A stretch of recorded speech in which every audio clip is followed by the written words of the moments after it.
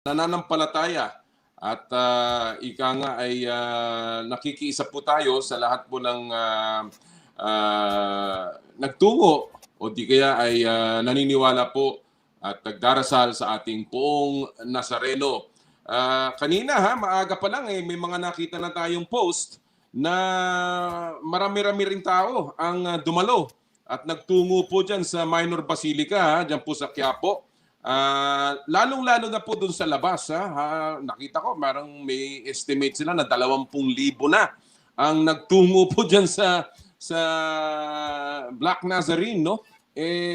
Nanawagan na po ang ating mga kaparian, nanawagan na rin po ang ating mga lokal na opisyal dyan po sa lungsod ng Maynila na magkaroon po ng bagong normal dyan po sa paggunita ng translasyon.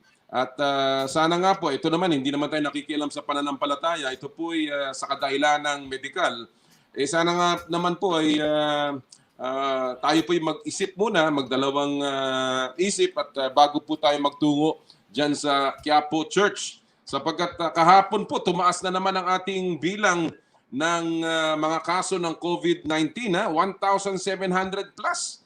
Pambihira. Kaya po, pwede naman hong makiisa sa paggunita ng kapistahan sa pamamagitan ng online. At marami pong mga misa at mga ritual na mangyayari po sa pamamagitan ng online celebration. Yun naman pong talagang wala pong magagawa kung hindi pumunta doon sa Quiapo Church.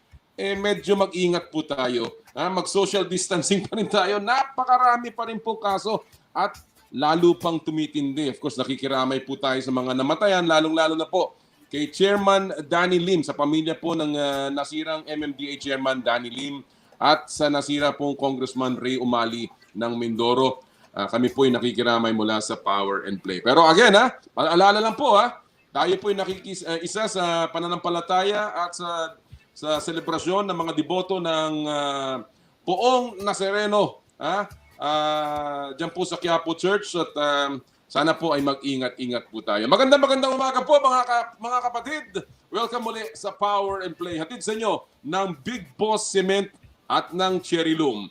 Alam nyo po, marami tayong tatalakayin ngayong umagang ito. Napakarami ang tumambag at gumising sa atin kanina ng mga balita. Lalong-lalo na po, pinag-uusapan na rin naman natin itong COVID-19 cases. Yun pong kaso na bumulaga sa NBA. Opo, dun sa Amerika. Alam naman natin na ang Amerika ang pinakamaraming kaso sa buong mundo ng COVID-19. Sa isang araw po, pumapalo sila ng halos 80,000 ang kanilang tinatamaan at mga namamatay. Napakarami po doon. Kahapon po, nagkaroon ng kaso ang isang player mula sa NBA, mula po sa aking koponan. Naku naman, yung Philadelphia 76ers na player na po si Seth Curry. Yung bago pong lipat na son-in-law o biyenan niya, si Doc Rivers.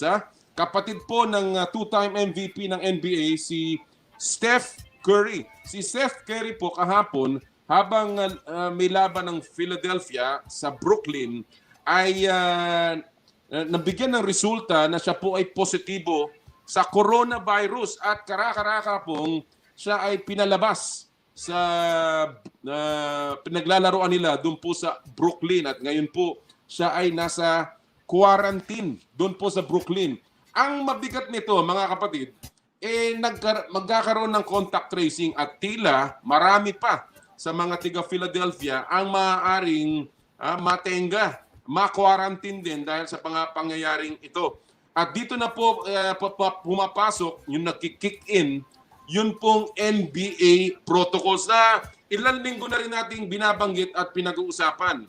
Ito na po yung panahon kung saan meron silang mga protocol tungkol sa quarantine, tungkol sa contact tracing. At very, very specific po ang kanilang contact tracing protocols dyan sa NBA.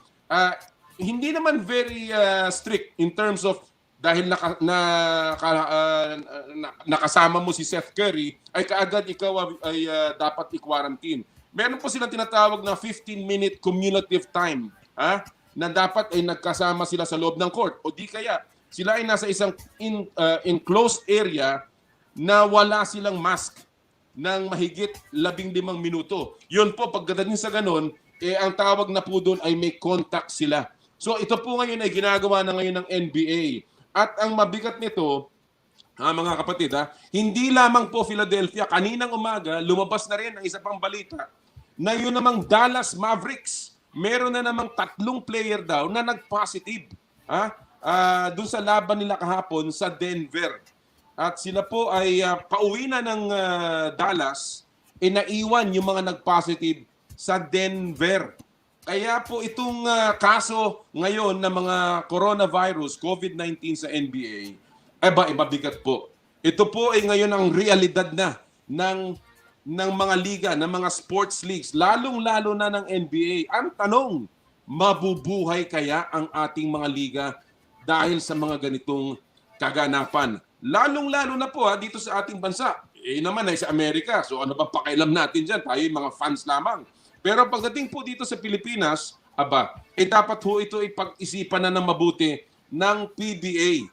Sapagkat at ng iba pang liga, hindi po biro-biro pa rin ang mga nangyayari. Lalong-lalo na may mga bagong strain na lumalabas ngayon. New strain mula sa UK, yung pong South African strain. At ito po ay ating binabantayan ngayon ng pamahalaan. Kaya po talaga, napaka-mahalaga na tayo po'y magkaroon na ng protocols na inahanda ang PBA tungkol dito. This is the reality of sports sa panahon pong ito. At ika nga, sabi nga ni Adam Silver, hindi po masasara. Sabi nila, it will take more than just a few cases to stop or to halt the entire season ng NBA. Pero po, ang laking dagok po sa mga koponan. Kaya po ito ibabantayan natin sa mga susunod na araw kung ano ang mangyayari dyan sa mga kaso ng coronavirus sa NBA. Pinag-uusapan po ang ating mga tatalakayin ngayon. Mamaya matatalakay natin yung issue na yan sa Fast Take.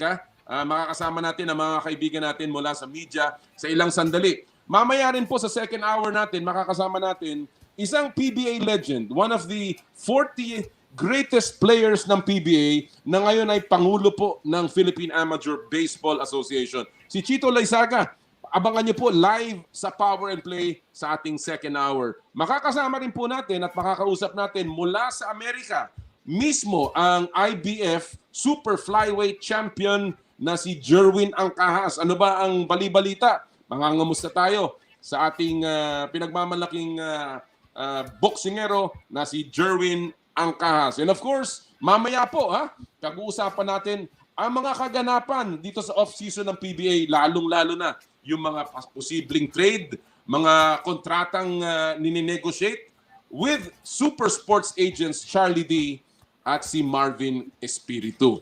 Pinag-uusapan po yung mga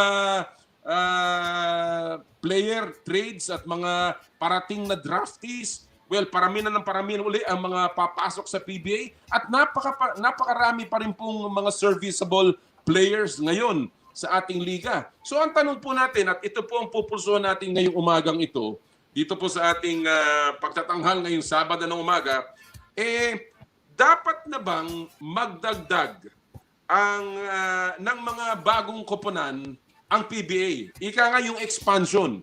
Ito po ang ating gustong pulsuhan sa inyo mga kapatid. Dapat na ba mag-expansion ng PBA? Dapat na ba magdagdag ng bagong koponan ang inyong PBA dahil sa dami ng mga players na naririyan na magagaling pa, mga bata pa, at na mga papasok pang mga players? Alam natin na winave na yung D-League requirements. So ngayon mas maluwag, although meron pong pasabog yung mga sports agents natin mamaya na binanggit nila na maaaring pumigil sa ilang draftees o yung draft applicants na pumasok sa PBA, lalong-lalo na yung mga may dugong dayuhan, yung Phil Foreigner. Abangan nyo po yan. So again, pinupulsuhan natin ngayon, dapat na bang magdagdag ng mga bagong koponan sa PBA sa mga susunod na taon. Kung gusto niyo po makipagtalakayan sa amin, mag-text lamang sa 0949-691-4956 o di kaya ay mag-post sa aming Facebook page, Power and Play with Com Noli Iyala, o sa Radyo 5 92.3 News FM. Alright, mga kaibigan, tuloy-tuloy po tayo. Marami tayong pag-uusapan. Kung siya nga pala, bago tayo magkalimutan, gusto ko lang pong batiin ng isang happy birthday ang mahal na mahal ng aking mahal. Ang walang iba kundi si Gani Mohe ng isa pong happy birthday. Daddy Gani, happy birthday po sa inyo kahapon. Isa pang babatiin ko lang ng isang maligayang bati. Nagsasapit advance happy birthday kay Boss Ramon S. Ang. Boss RSA, happy birthday po sa Lunes. Naku, nung isang araw dumaan ako dyan sa Skyway Connector. Ang biyahe po mula sa Quezon Avenue, pagsampa ng Skyway Connector Road hanggang dun po sa Buendia, 10 minuto, hanggang Alabang, 22 minuto. Wala pong biro yan. Quezon City to Muntinlupa, 22 minutes. Maraming salamat po, Boss RSA, and happy birthday sa Lunes. Advance happy birthday. Alright, mga kaibigan, siyempre tayo lagi nagsisimula sa ating show tuwing Sabado sa pamamagitan ng ating Fast Take. Ito po ay yung ating segment na paborito ng napakarami dahil dito po naririnig ang opinion ng ating mga kasama sa hanap buhay, yung mga nasa likod ng storya, ng balita, ng kwento, ng palakasan. At ngayong araw pong ito, meron tayong mga balik fast take na mga kasama at tayo po'y mapalad na sasamahan ni Denison Dalupang ng Philippine Daily Inquirer at ni Ian Suyo ng Tiebreaker Times. Good morning, gentlemen. Thank you for coming back sa ating fast take. Son at Ian. Ayan, good morning, Com, and maraming salamat for your invitation. It's very great to be here again. Yeah. Salamat, Ian. Mukhang may konti tayong aayusin doon sa audio ni Denison. But let me go. Alam ko, Ian, that you were in the bubble. Alam natin yan. Matagal ka ring nakisama doon sa mga players bago tayo pumunta sa fast take, no? And nakita mo yung mga pagkakasamahan, pagkakasalimuhan ng mga players. Now that wala masyadong aksyon, but ang pinag-uusapan ngayon ay yung parating na PBA Awards, no? At isang nakagulat sa atin ay yung pag-nominate kay Calvin Abueva bilang Samboy Lim Sportsmanship Award. Ian, is this something that surprised you, or dahil sa mga nakita mo doon sa loob ng bubble, hindi to nakakasurpresa sa'yo? Actually, Com, sa totoo lang, no, hindi na naging sorpresa para sa amin na makita na maging nominado si Calvin Abueva para sa Sportsmanship Award. Lalo na, if I may share this story, one time nag-uusap kami ni team manager, Phoenix manager Paulo Bugia and Coach Topex. Actually, biniro nga nila kami na isa daw sa mga inspiration ni Calvin talaga is challenge nila si Calvin to really be nominated for that award. Talaga? So, Wow. Semifinals pa lang binabanggit na nila sa amin na naku, si Calvin talagang inano namin yan. Challenge namin yan na kailangan, Calvin, makapunta ka dun sa Sportsmanship Award na yan. And totoo naman, talagang worth it, no, na maging nominated si Calvin dahil nakita natin kung yung changes niya throughout the season, no, na dati kilala natin siya na madaling mapikon, madaling ilabas yung emotion niya sa game. Correct. Pero pag doon first game niya pa lang against NLEX, talagang nakikitang medyo pinupukpok na siya ng mga kalaban niya, pero wala tayong nakitang any negative reaction from Calvin all throughout the season sa mga larong na gawa ng Phoenix. Pambihira talaga yung development yan. From a bad boy, alam naman natin kaya siya nasuspindi dahil sa mga nangyari sa kanya, and matagal siyang umupo, 14 months bago siya pinalaro muli ng PBA, and then all of a sudden a nomination sa Sportsmanship Award. That pambihirang development yan. Denison, naririnig mo na ba kami?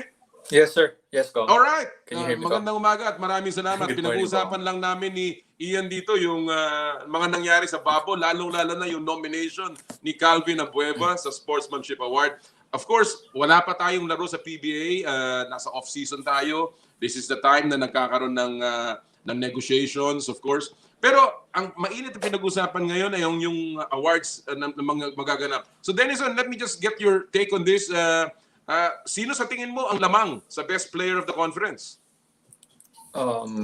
That's a very, very hard question to answer, to be honest. Kasi you have to consider din kasi how everyone, yung dun sa roster of at least the candidates, how everyone performed throughout dun sa entirety ng conference. So a lot of them really made indelible marks throughout the play. Pero syempre, subjectively, I'm leaning towards Matthew Wright because of the impact he has brought upon the Phoenix franchise po.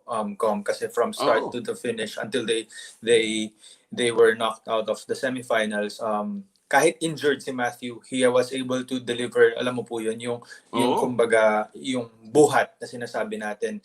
And you call it best player of the conference for a reason. Like, yung gauge mo has to be from start to finish. So, correct.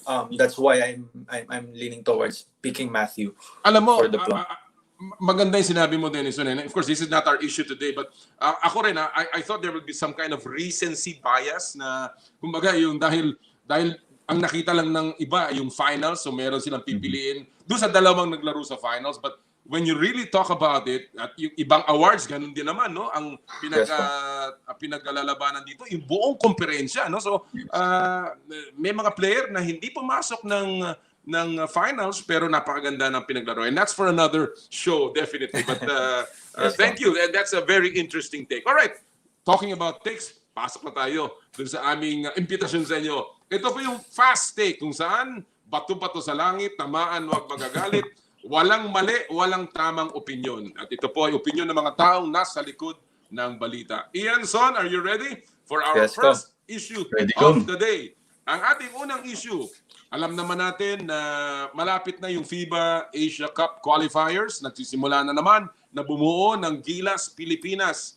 Ang tanong, dapat ba na muling magkaroon ng Gilas Special Draft sa darating na PBA Rookie Draft? Ito yung nagawa na last year. Alam natin dyan, nandyan sila Isaac Go, yung Nieto Brothers, sila Ray Suerte, and marami pang iba. So, dapat ba na ulitin yung special draft na yan, magkaroon ng Gilas Special Draft? I will begin with you, Ian. You have 1 minute. Go!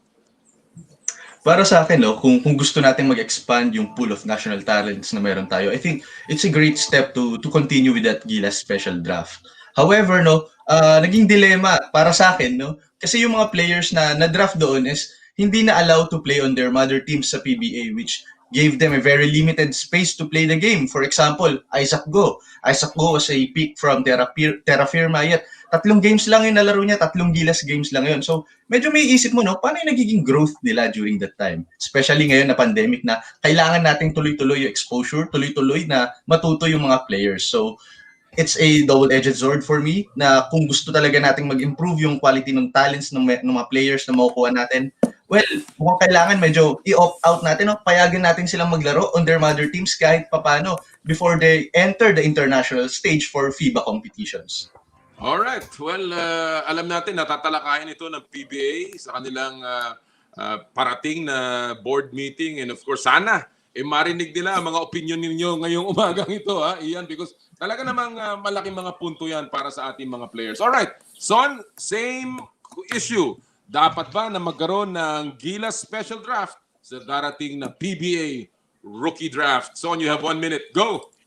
Yun, parang I'm leaning towards a conditional no as well. Pero yung reservations ko stemming from the fact that we haven't really milked anything from the 5 Gilas draftees from the past season. Nakita naman natin na how they were able to play dun sa international stage after dun sa recent games dun sa FIBA Asia Cup qualifiers. But then again, you have to consider din yung timing. Like, we're right smack in the middle of pandemic. So, para ang daming ina-navigate na kumbaga restrictions like playing inside the pandemic, during lockdowns and all. So, what are you gonna deny this youngsters ba? Yung opportunities for growth, tama nga si Ian sinabi niya. But at the same time, allowing them to play in case na may bubble ulit will definitely help the growth of the league. So, medyo delicate balance po ko. Indeed, talagang mahirap balansehin yan. At ako sa akin, simple lang ang take ko dito. Alam nyo, pag ginuha nyo as a special draft sa Gilas, palaruin nyo sa Gilas. Because yan ay, yan ang rason kung bakit yung dinraft. Ngayon, kung gagawin ninyo na kailangan pa rin sila mag-tryout ulit para sa Gilas, it really defeats the whole purpose ng kanilang pagkakadraft. Palaruin na lang nyo sa PBA para masihan ng mga tao dahil yan naman talaga ang iniintay ng mga tao. Alright, let's go to our second take of the morning.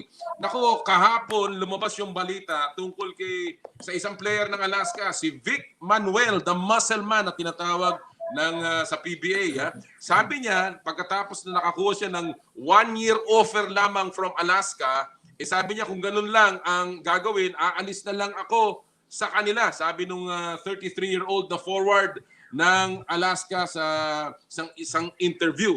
Sana i-trade na lang ako. Yun ang words ni Vic Manuel. So, Denison, ang tanong, Vic Manuel, gusto na raw umalis sa Alaska. Ano kaya ang magiging epekto nito sa liga? You have 1 minute. Go! Definitely if Alaska releases Vic Manuel or ships him to another team, magkakaroon nga yun ng ripple effect. It's gonna be a shockwave that will be felt by the other 11 teams kasi you know how valuable a big man is, a capable big man at that sa liga natin. So very rare commodities yung mga alam mo yun, steady hands na centers. Like syempre kita naman natin kung paano yung nag-manifest dun sa bubble tournament. Poyeram was steady all along for TNT kahit na alam mo hindi ganun ka eye-popping yung numbers niya. He was a steady anchor for the Tropang Giga throughout the bubble. So makikita mo talaga yung importance nung capable big man, yung presence nun for any other teams. And Vic, wherever he goes, he will definitely be an asset po. So very, very big thing with him being traded or what.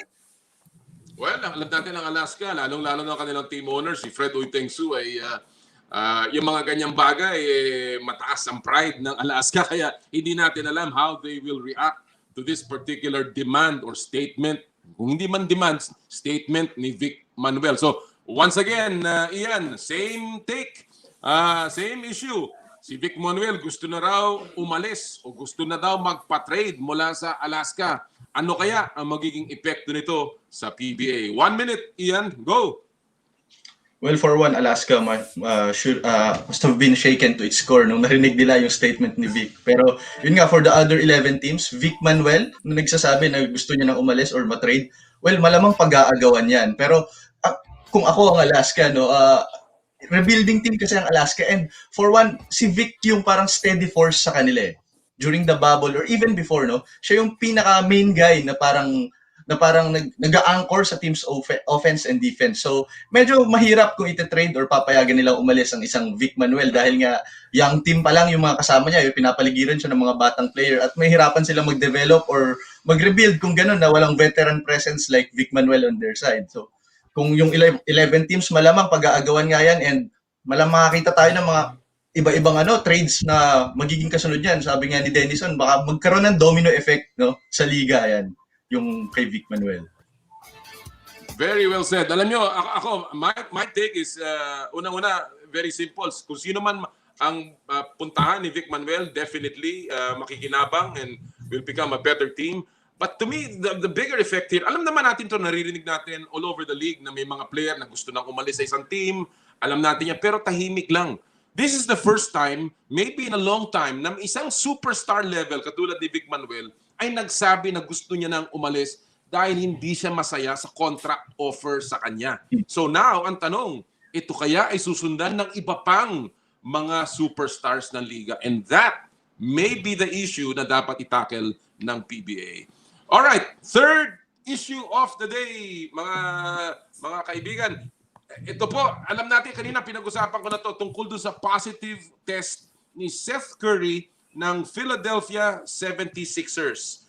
Ngayon, alam natin, narinig natin, pati Dallas meron na rin nag-positive test na 3 player, although hindi nila pinapangalanan kung sino ito. So ang tanong, ngayon nang nag-positibo na si Seth Curry sa NBA, sa COVID-19, dapat ba itong ipag-alala ng buong NBA? I will begin with you, Ian. You have 1 minute. Go! Any positive case naman na lumabas sa isang liga or sa isang team, dapat ipagbahala, no, ng buong liga. Pero yun nga, matcha-challenge nito yung sistemang binuo ng NBA for this season, and posibleng maapektuhan din yung training and yung preparation ng mga teams, as well as yung scheduling na rin ng buong liga. So para sa akin, dapat medyo bigyan na ng concern ng ng NBA itong issue na to, dahil yun nga, hindi lang isa kundi 2 teams at posibleng dumami pa ito. We all know kung gaano kabilis mag-spread at gaano kataas yung cases na nare-report sa US for every day. So ayun na, dapat ipagbigyan bahala na talaga ito ng NBA, and I think dapat mag-tweak na sila ng mga measures nila and impose maybe more stringent measures for this season para kung gusto nila na magtuloy-tuloy pa yung mga games nating this season. Well, alam mo, Ian, ako not even going to the issue, ako, Philadelphia fan ako, kaya umiiyak ako nung narinig ko. At kahapon, natalo kami sa Brooklyn na wala pa si Kyrie Irving at si Kevin Durant. So talagang narinig ko ngayon na this morning na maaaring mas marami pang players ng Philadelphia ang hindi makakalaro dahil dito sa pangyayaring ito. Diyos ko po, sayang naman yung aming 7-1 start. Son, same issue. Seth Curry positibo sa COVID-19. Dapat na bang ipag-alala to ng buong NBA? 1 minute, Son. Go!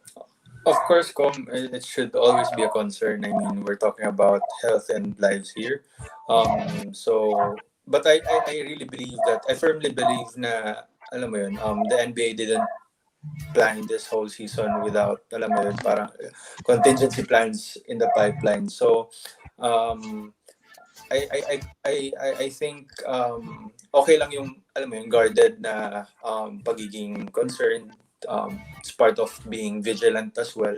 But at the same time, I believe that they already have plans, multiple plans, layers and layers of plans how to approach this, because sila yung nagbe-blaze ng trail nito for sports. Alam naman din natin how much the PBA copies from the NBA. So yun pa lang is a testament of how many are patterning themselves from the PBA. So kaya naman yan, Com.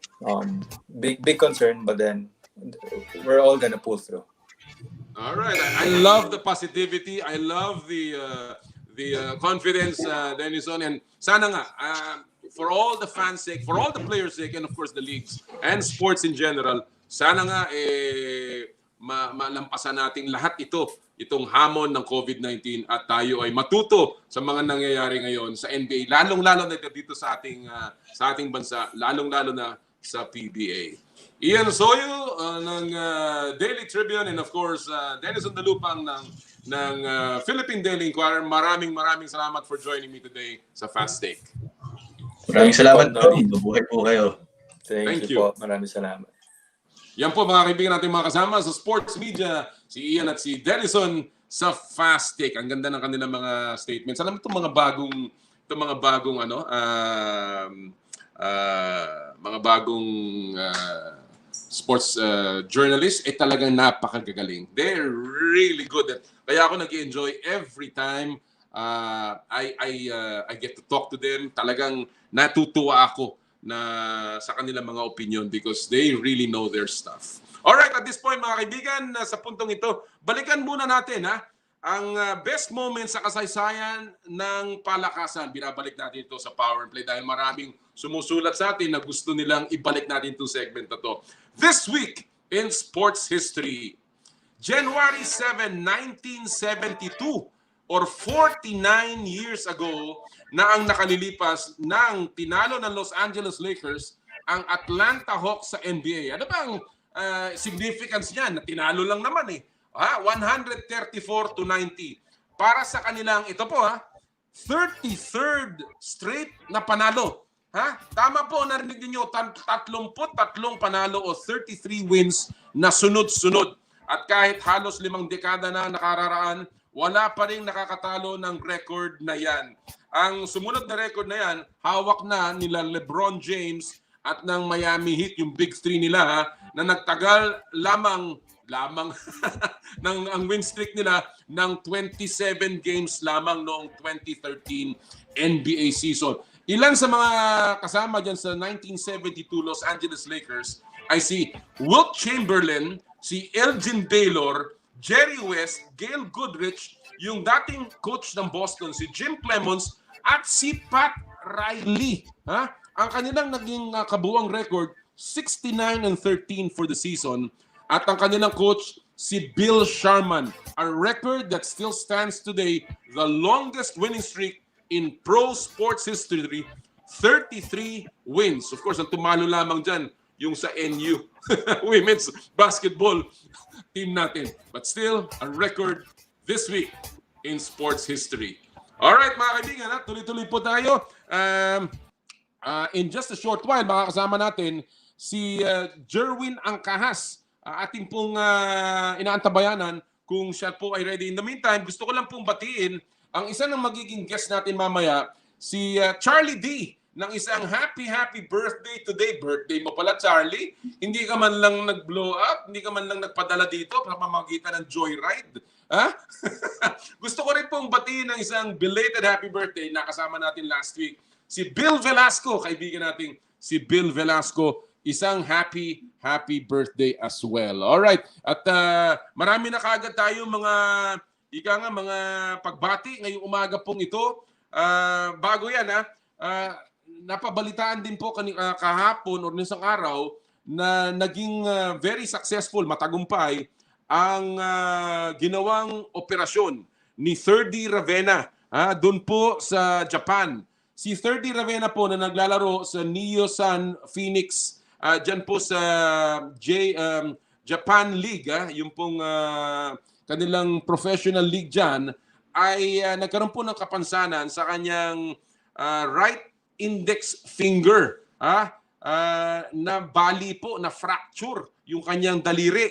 At nung isang araw po, nung Webes ata, ay naging matagumpay ang kanyang operasyon at siya po ay magkakaroon ng 3 buwan na paghilom ng kanyang sugat kaya hindi siya makakalaro. So talagang medyo sayang, nakakanghinayang, pero kahit na at least nalaman natin na successful ang naging operasyon at tayo po'y nananalangin na sana'y gumaling kagad ang ating kababayang si 3D Ravenna. Get well soon, 3D, dyan po sa Japan. Alright, kagaya ng pinangako natin mga kaibigan, at this point, ating po makakapanayam live from the United States of America kung saan ang gulo. Marapit na sila magkaroon ng bagong presidente pero magulo pa rin. Ang ating, walang iba kundi ang ating IBF Junior Bantamweight Champion of the World, Jerwin Angkahas, live from America. Magandang araw, Jerwin. Nako, yan na. Ang bandila natin nandyan. Jerwin, magandang araw sa iyo. Medyo ayusin natin ng audio. Wala pa yatang audio si Jerwin. Nakikita natin ng video, pero doon po sa mga nakikinig sa Radyo 5, hindi pa po natin marinig masyado si Jerwin. So, balikan natin si Jerwin. Siya nga pala, again, binabati po natin lahat ng mga nakikinig sa pamamagitan ng Radyo 5, 92.3 News FM, na imbag na bigat sa ating po mga kasama dyan sa Pangasinan, sa Ilocandia, and of course sa Baguio City, and of course maayong buntag sa Cebu City at sa Davao City. Magandang umaga sa inyong lahat. Salamat po sa inyong pagtutok sa Power and Play. Kinakamusta rin po natin ang ating mga kaibigan sa 1PH over Signal TV. Good morning everyone, and of course lahat po ng nakikinig at nanonood sa pamamagitan live stream sa Facebook ng Power and Play at ng Radyo 5 at ng YouTube, yung pong Noli Iyala YouTube channel. Marami pong maagang bumati sa atin dito. Shout out mula kay Coren Palacio from Bacoor, Cavite. Magandang umaga. Si Syra Barloya Morning, Idol. Sabi niyan ba, si Rafi Tulfo yun. Ang ating kasamang si Rafi Tulfo, si Idol. Stephen Matutina, morning po. Si Maria Casimong, good morning. Naku, ang sasaya nila, no? Naubos na ba yung 13th month ninyo? Yan ang gusto ko sa Pinoy. Kahit na medyo may problema, tumataas na naman yung kaso, patuloy ang ganitong ating pamumuhay na kailangan mag-ingat, masaya pa rin ang Pinoy. Si Helen Mansinares, Christopher Badin, good morning po ko. Pa-shoutout naman po sa asawa ko na si Floribel Hanwario at anak ko na si Crisabel Batin. Yan, nagpapabate ang inyong asawa at ang inyong ama, si Christopher Batin. Magandang umaga po sa inyong lahat dyan. Kinakamusta rin natin po si Jaffa Villar, watching live from Dumaguete City. Aba, marami tayong kaibigan. Yung si Mayor Ping Remolyo ng Dumaguete. Kaibigan natin yan. Magandang umaga sa mga tiga Dumaguete sa pamumuno ni Mayor Ping Remolyo. Marcelo Quijano Sr., morning po. Elizabeth Rafaela, good morning. And of course, si Melissa Gozon, good morning po. Watching from Riyadh, Saudi Arabia. Naku naman Magandang umaga po sa inyo. Sana yung nasa mabuti kayong kalagayan. Ronaldin Buan, watching live in FB. Doc Aga Mohe, watching. Suki natin si Doc Aga. And si Garzola MT, good morning po. Si Ariel Olarte. Alex Fuentes from Bacolod, laging nanonood yan. Magandang umaga po sa inyo. Watching here in Bacolod City. Angelo Radaha, good morning. Happy weekend. Stay safe. God bless, kapatid. Solid power and play sa Radyo 5 Mega Manila, Malolos, Bulacan. At of course, si Janet Sayeb at si Mary Joy Diaz watching from General Trias sa Cavite. Magandang umaga po sa inyo. Inaabangan natin si Jerwin Angkahas. At the moment, medyo nagkakaproblema lamang sa kanyang signal. So patuloy po tayong, mamaya po makakapanayam din natin yung pong sinasabi natin mga sports agents.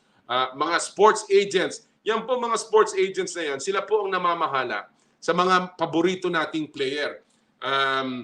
Halimbawa, yung po si Charlie D, si Matthew Wright, hawak niyan. Si Chris Ross, si Sean Anthony, yan ang mga kliyente niyan. Si Marvin Espiritu naman, hawak niya si Japet Aguilar. Si Kevin, si Kiefer Ravena. Yan po mga agents na yan, sila po yung nagmamanage ng career ng mga player. At sila po ang kinakausap ng mga koponan tungkol sa mga kontrata. Ngayon pong bagong taon, kadalasan dito nagkakaroon ng bagong negotiation. Tatanungin natin mamaya kung kamusta ba?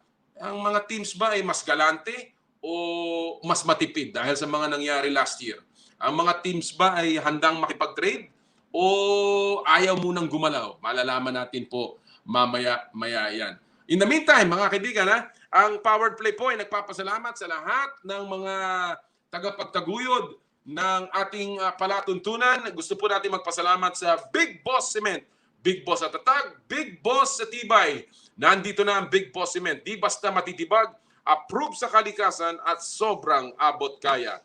Big Boss Cement is the first eco-friendly cement company in the Philippines.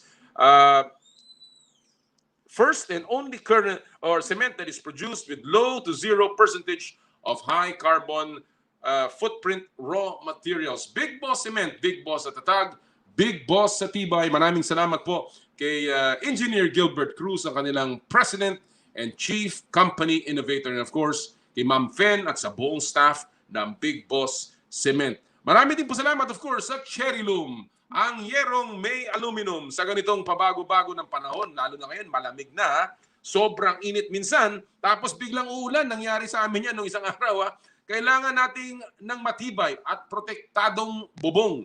Dapat ang bubong ay yerong may aluminum para tiyak na pangmatagalan. Alam mo ba, pagka ang yero nyo ay may halong aluminum, ito ay tumatagal. At isa lang, ang alam kong dekalidad na yerong may aluminum, yan ang Cherry Loom. Tibay protektado sa pangmatagalang yero. Cherry Loom, ang yerong may aluminum. Of course, maraming salamat kay paring Elmer Ngo ng Cherry Loom at sa buong staff ng Cherry Loom. Marami din po salamat sa Elms Kapihan and Bar, Elms Winery, Elms Resto Bar Group. Alam niyo po, ang Elms ay naghahanda o nagsisilbi ng almusal, snack, tanghalian, at hapunan. Kahit pulutan, kahit po party platters, inuma o kainan ng barkada, and of course, take-out. Lahat po yan. Subukan niyo po yung Elms Kare-Kare in beef or bagnet, yung sizzling sinigang na corned beef, yung pong Elms Old Style Burger, and of course, yung napakarami nilang pasta. Meron pa sila yung bulalo. Naku, napakasarap ha. Elms Resto Bar Group, free delivery. Yan po ang kanilang branches sa Calle Bistro Ever Commonwealth, Robinsons Novaliches, at sa Poblacion Makati. Hanapin lamang niyo dyan ha. Pag nandyan siya, talagang serbisyong totoo, serbisyong napakasarap. Si Ma'am Malu Yambao. Marami pong salamat. Elms Kapihan and Winery, Elms Resto Bar Group. Marami din po salamat sa Joyride, ang bago ninyong kasundo. Wherever you are, whatever you need, we deliver. Mabilis, mura at mapagkakatiwalaan. Dito na kayo sa subok na. And of course, ngayon po nagsisimula na ang Joyride Motorcycle Taxi Service sa buong Kalakhang, Maynila at sa Metro Cebu. Download lang niyo po ang latest Joyride at Happy Move app to enjoy the services. May libre ho din kaming passenger helmet para sa mga sasakay sa motorcycle taxi. Libre po yan ha. Magbubukas lamang kayo ng isang account sa Joyride Philippines. So once again, download the latest Joyride app now. Marami din po salamat, of course, sa Makalach Professional, your school of makeup artistry, ang official makeup ng Power and Play. We would also like to thank, of course, Skin, your face and body anti-aging center. Skin na may branches po sa Wilson Street sa San Juan at sa Alabang Town Center sa Muntinlupa. For all your skincare needs, Skin, your face and body anti-aging center. Tumawag lamang at magpa-reserve sa pamamagitan ng 0917-890-1640. Hanapin po ninyo si Dr. G. Sarmiento at si Doc Richie Sarmiento. Thank you so much sa lahat po ng ating mga sponsors. Oy, nga pala, salamat sa Snooze Manila.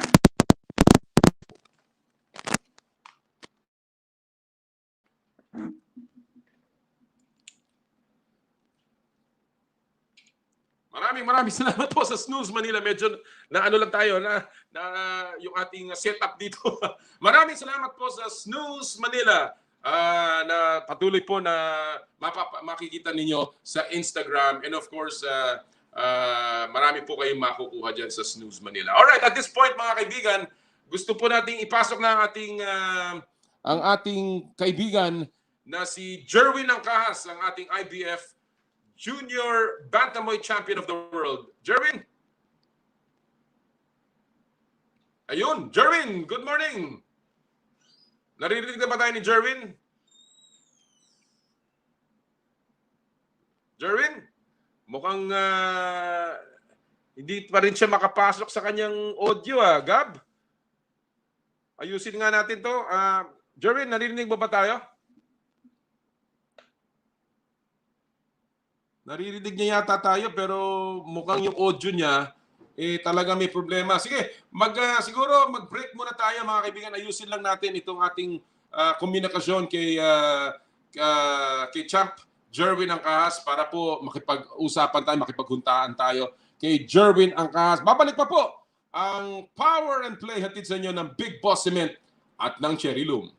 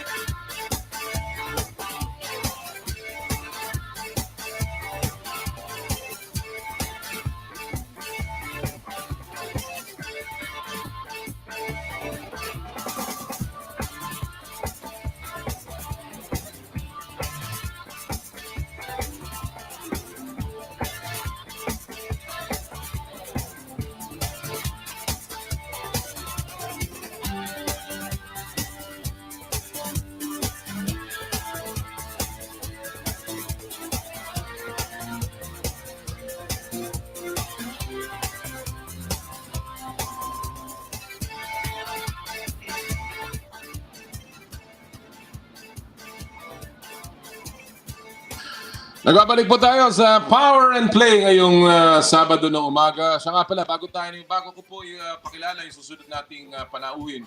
Gusto ko lang pong batiin ng isang happy anniversary ang aking kapatid na si Doc Jovi at ang aking sister-in-law na si Lot, si Ate Lot. Happy 30th anniversary. Naku paano blowout? Out of town na lang, out of town. Kung pwede. Happy anniversary again, guys. Alright, at this point mga kaibigan, medyo nagkaroon tayo ng konting problema with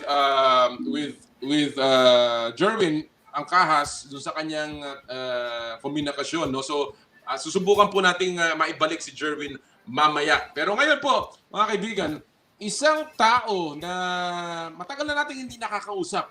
Nakasama ko pa to sa mga organisasyon ng basketball teams ng San Miguel. And of course, matagal na pong hinahangaan ng ating mga fans pagdating sa basketball. Siya po ang ating mga kapanay ngayon, ang presidente ngayon ng Philippine Amateur Baseball Association. Siya rin po ay miyembro ng Executive Committee ng Philippine Olympic Committee. Kakahalal pa lamang niya bilang auditor ata ng POC. At of course, one of the 40 greatest players ng PBA. Walang iba kung hindi si Joaquin Chito Loizaga. Good morning, Chito. Good morning. Chito, good morning.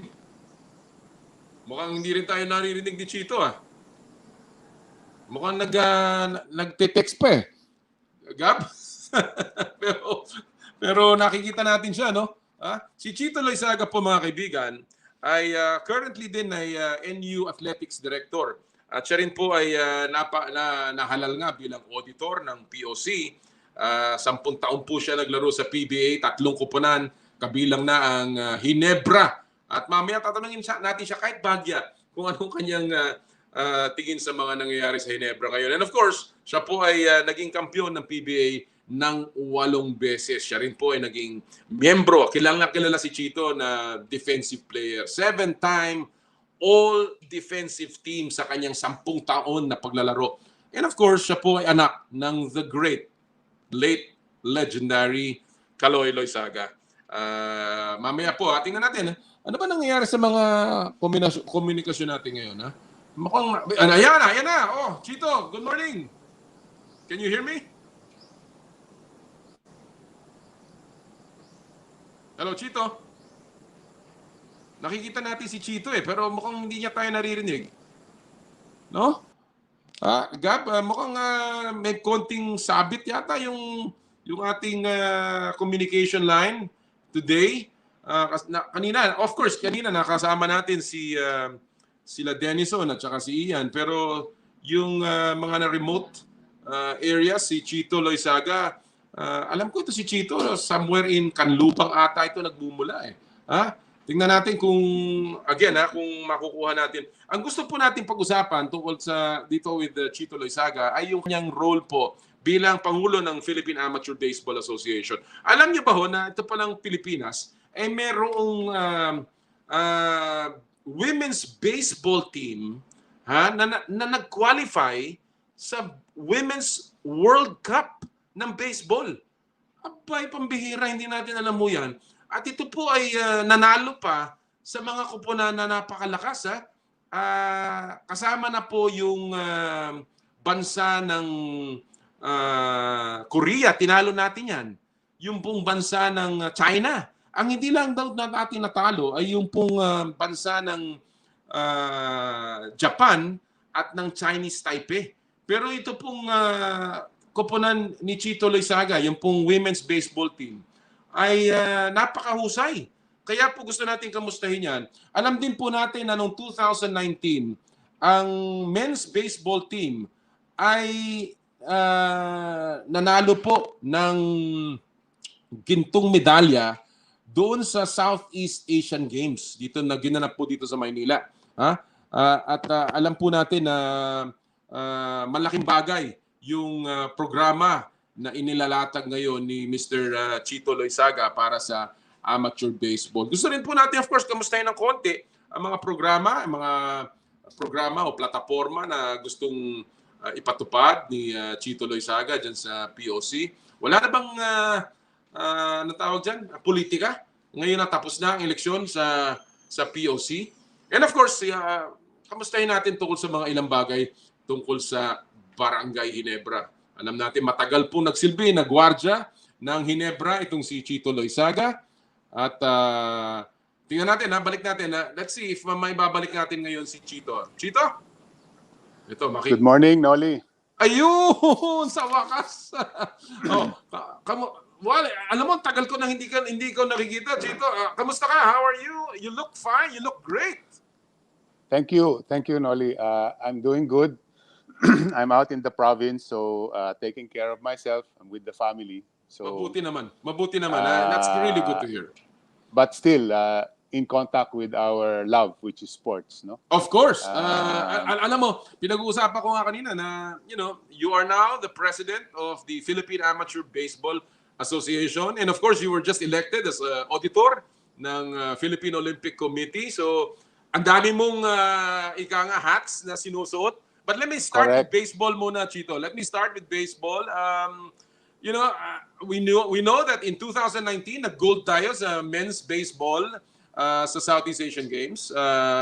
Although walang women's noon. And there were a lot of things that you played in the 29th Asian Baseball Championship then. Baseball was starting to make some noise. Then the pandemic hit. At momentum stopper, ika nga. What is the status of baseball? Well, let's start with 2020. Ano nangyari sa inyo in 2020? Walang naging programa, Chito? Correct.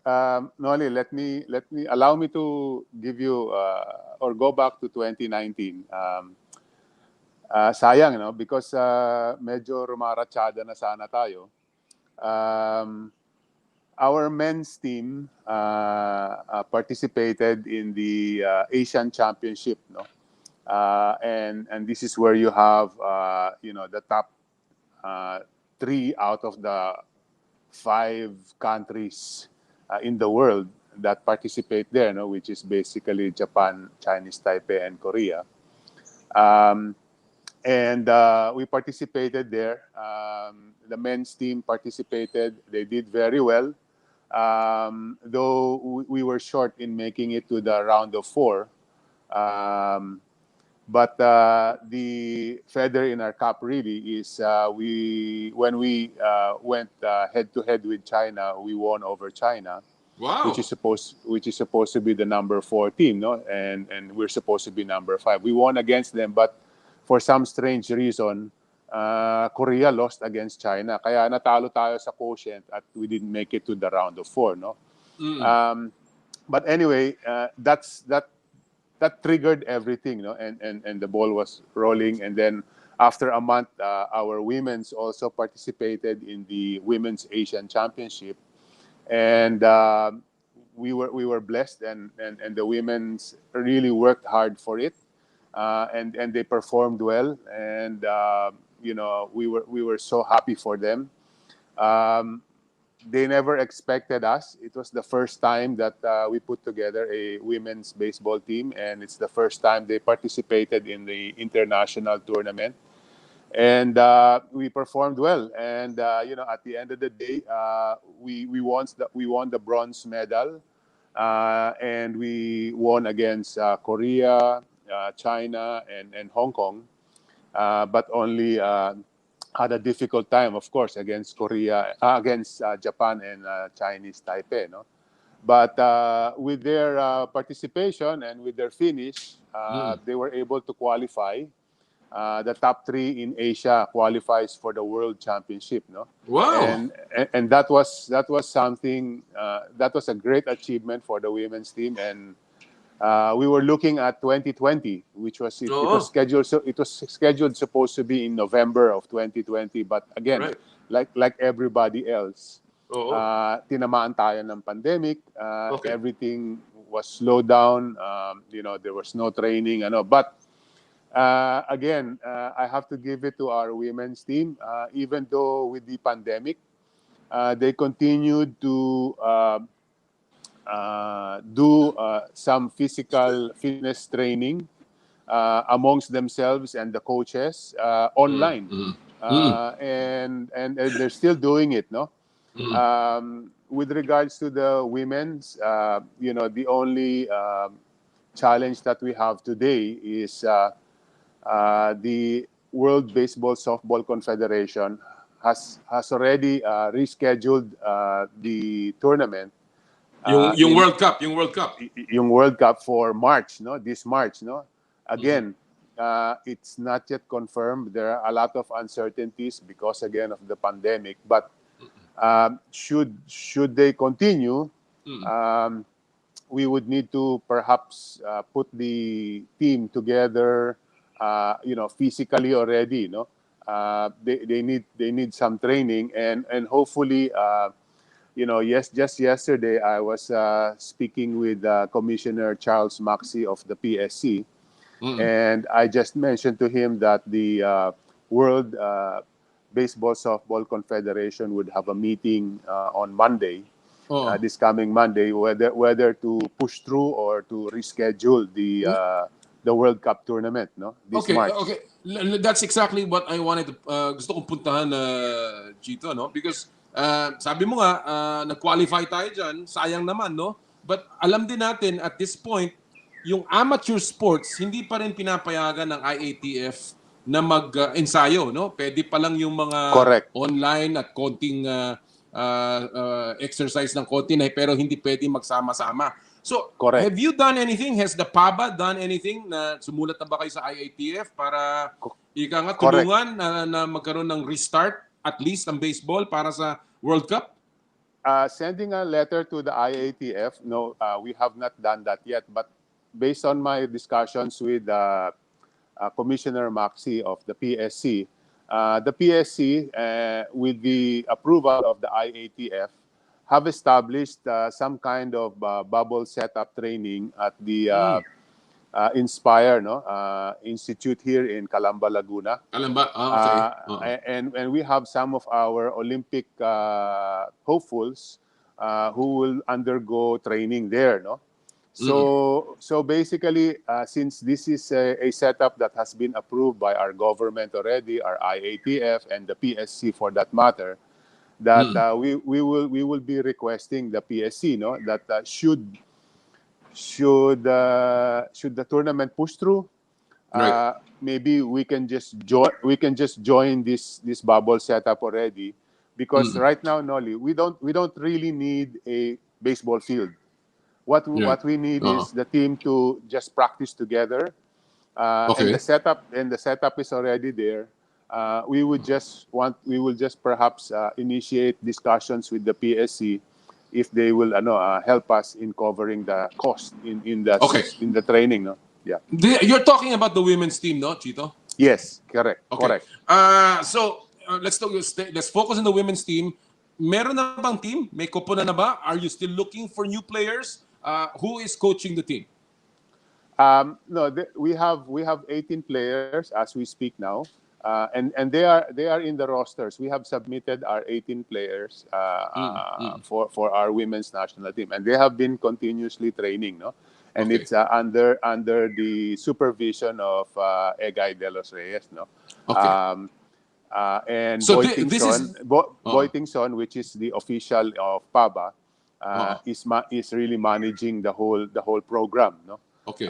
So they are in continuous communication amongst them, and they're just ito yung team waiting. na pupunta sa World Cup, Chito. Ito yung team na Yes. pupunta sa World Cup. Okay. Yeah, correct. Okay. Correct. All right. Sabi mo nga, hindi naman kailangan nila ng baseball field, but eventually, I suppose, they will have to play in the field. Are you looking to maybe move on the bubble to another area? Right in the complex where the Inspire Institute is, there is a football field. So we can make use of football field. No, you can do your running, your passing, your catching, your throwing, your pitching. It can be done there. No, we are not here to do any competition, or we are not to play any games. Eh. Okay. What we want Okay. is to create synergy amongst them. No, if certain situations happen during the game, they know how to react to the ball. No, and again, Okay. Mr. Boytingson and the coaching staff led by Egay, I mean, they are aware of that. They know how to prepare the team, no, for Okay. the no, Papa, for the alam mo, tournament. let's go to the other side. What about the men's team? Meron bang mga plano, Chito, sa men's team?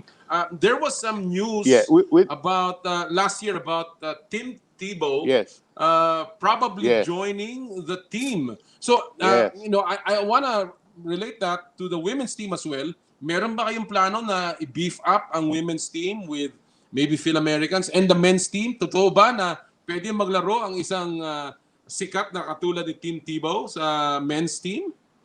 Yeah, let me give you a short background on that. With the performance of our men's team dun sa Asian Championship, no. Nasubaybayan din ng ng Major League Baseball yung competition doon, and they saw the team, and we performed well, and they were happy with the team, no. So what happened after that? We had to prepare for the Southeast Asian Games, and the team did all the preparations, and we were fortunate enough to win the gold medal in the Southeast Asian Games. No?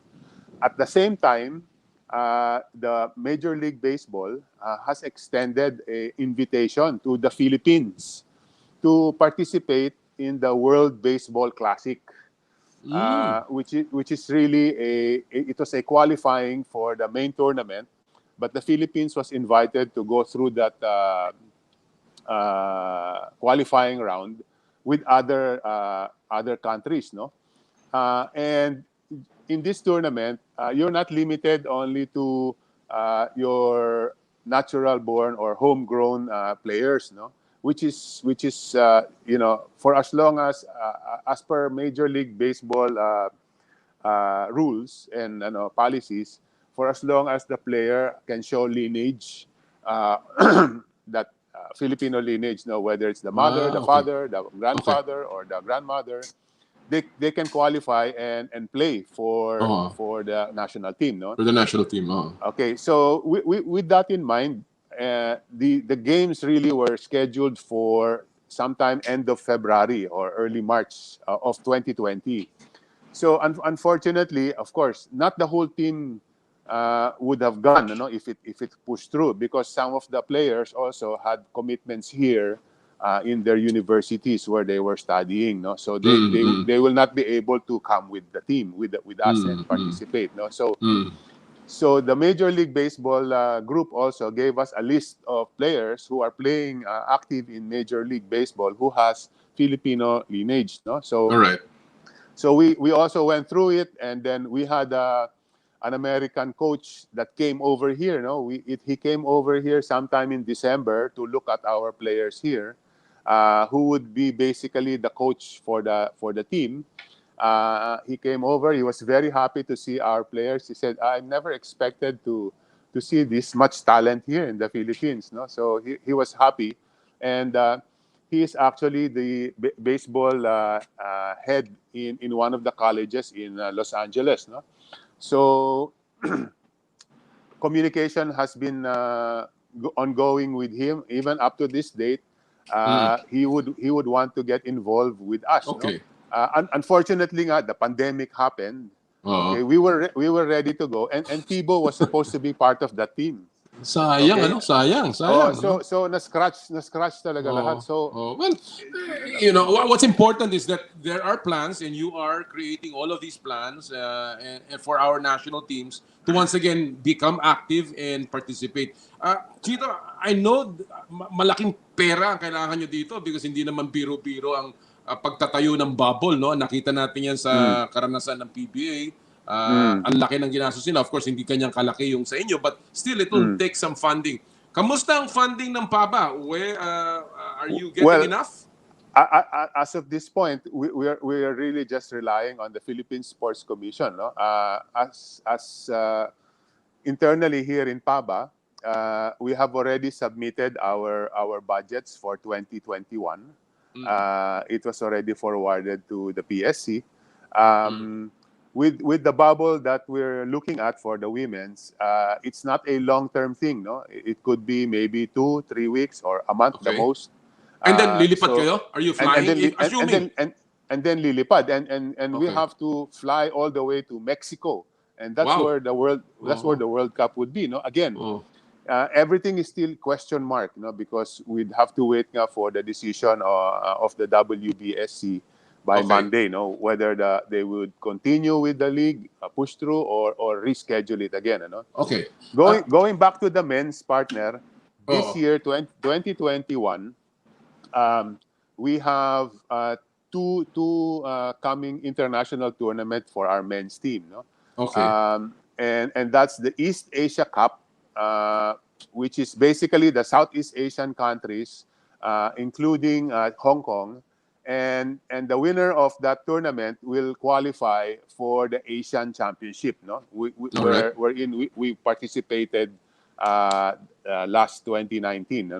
So Oo. in 2021, those are the two big tournaments for our men's, and Oo. they're all actually ongoing, preparing lang, pero online lang because Oh. we have not received any permission yet to practice infield. Okay. But that's where that will be Okay. scheduled sometime the third quarter and even the last quarter of this year. Very quickly, Chito, what are your projection for baseball? What is your projection for baseball? In terms of, itong mga tournament na to, assuming matuloy, how do you see your teams performing? Well, again, we have a lot of commitments, no, in the international federation, and everything is lined up for this year, no. We have our U12, we have our U15, we have our U18, and then we have the men's and women's, and they have tournaments all this year, no. And naka-line up na lahat yan. We submitted the budgets for each tournament that we will participate in, and it's with the PSC. Again, we just had to do our work and we submitted it. Whether it will push through or not is another question. And again, mainly because of the situation that we're facing today. No? And of course, yung preparation ng mga teams na yan, while it is naka-line up yan, the preparation has been stalled dahil nga sa sitwasyon natin. But Yes. but then what is really amazing at magandang marinig is that baseball is so alive sa ating bansa, which is hindi naririnig ng tao, Chito, no? And it's Yes. I think it's good to know that this is a sport where we can compete, di ba? Di ba, Chito? We can excel in a team sport. I actually believe, I love basketball, partner, but when I see baseball, I think the Filipino can really compete at the world level. And just give me some time to add this. We're talking about our national teams. We have already set up where we were on the verge of really setting up already, even for our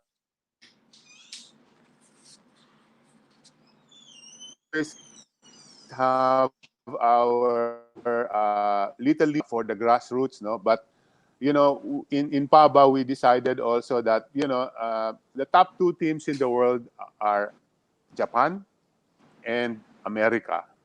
So what we did was we tried to look for programs that they are using at the grassroots levels, at the kids, and we'd set up with a private entity on how to introduce these programs and their methodology on how they teach baseball, both in Japan and in the US.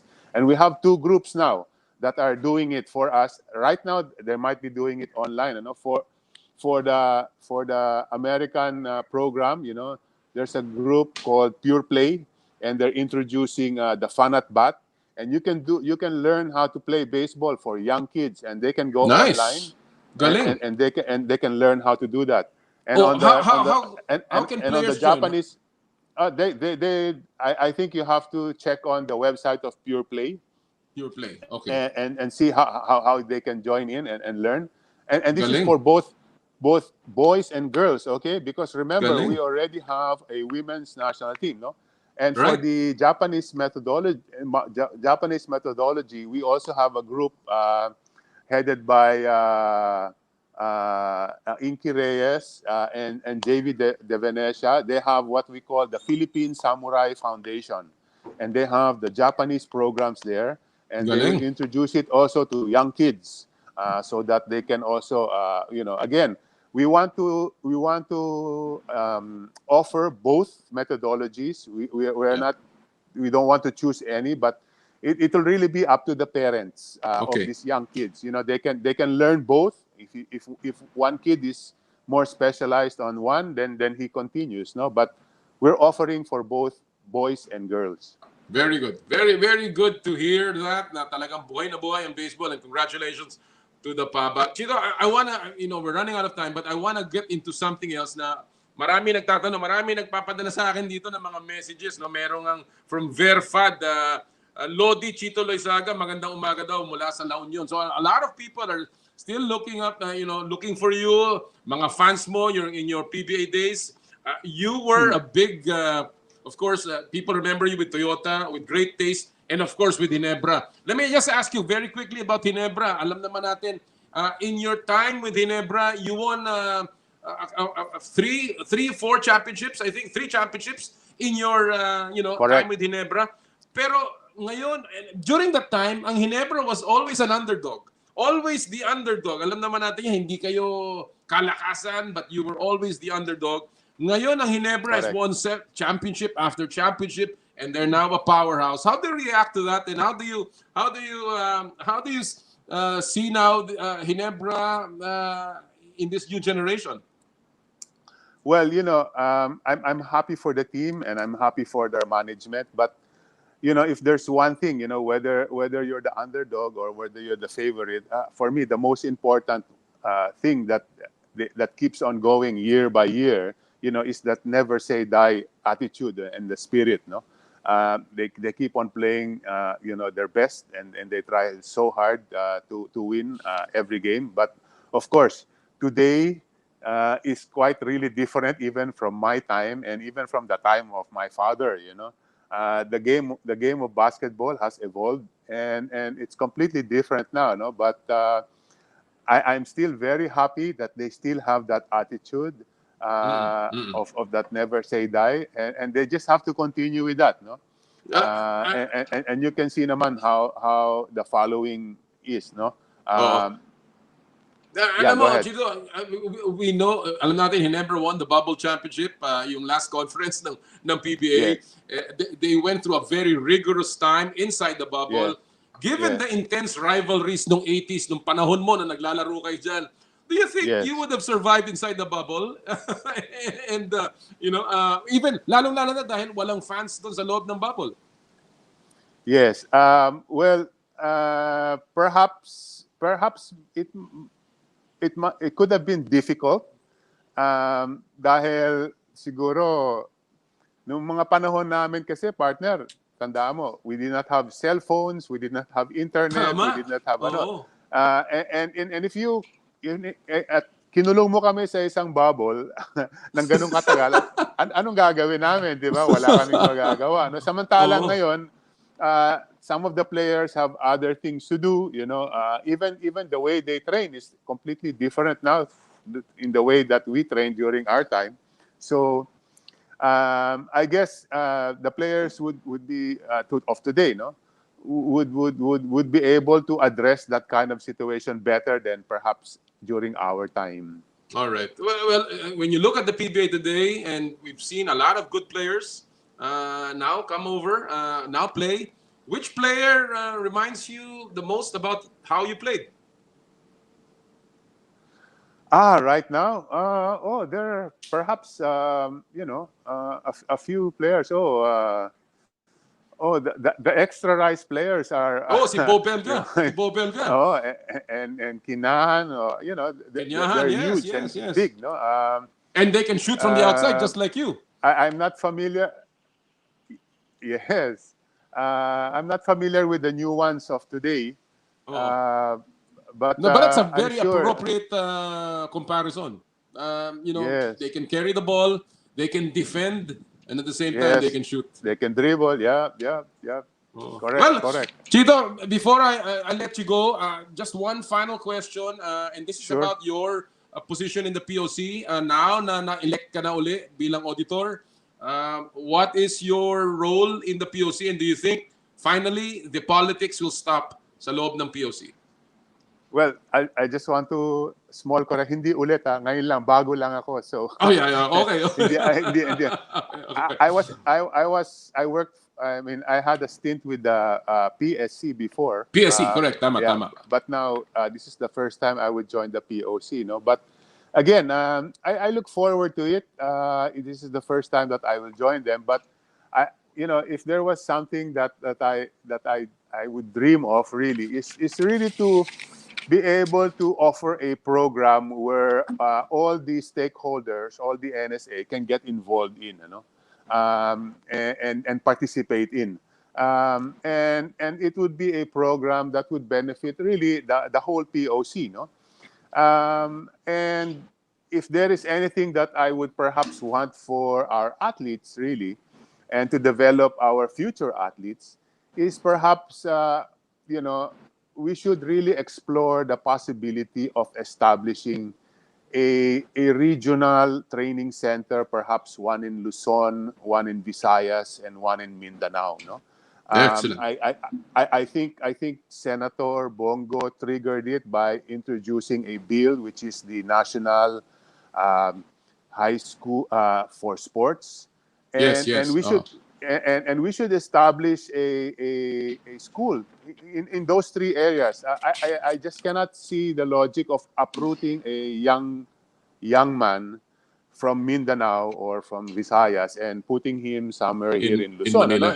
Yeah, it doesn't make sense for me. No? Okay. So I would suggest that that we establish that, and all these three areas would be able to offer the Philippine high school for sports to all the young kids in that area. Well, alam mo, Chito, yung mga vision na yan ang mga kailangan natin. Progressive thinking and of course, walang politika, just trabaho lamang para sa sports. Marami pa tayong pag-uusapan but we've run out of time. It's been a terrific morning. I'm very happy to see you. You look great, partner. I'm very happy to see you. Thank you so much. And I hope you can come back. Good luck sa PABA. Good luck sa POC. And stay safe, Chito. Thank you. And maraming salamat din sa iyo, Noli, at sa mga sumusubaybay at nakikinig sa atin ngayon. Isang magandang umaga sa inyo. And keep safe as well. Be healthy and keep safe. Maraming salamat. Thank you. Mga kaibigan, Thank you. a PBA legend, one of the 40 greatest players of the PBA, Chito Loizaga, presidente po ng Philippine Amateur Baseball Association at ngayon ay auditor sa Philippine Olympic Committee. Wow, ang dami niya nasabi doon, ha? Lalong-lalo tungkol sa Ginebra. Meron pa palang, hindi daw sila magsusurvive. Tama nga naman, wala namang internet nung panahon na yun, Diyos ko. Pag nagkita-kita sa lobby ng Quest Hotel yun, baka kung anong nangyari.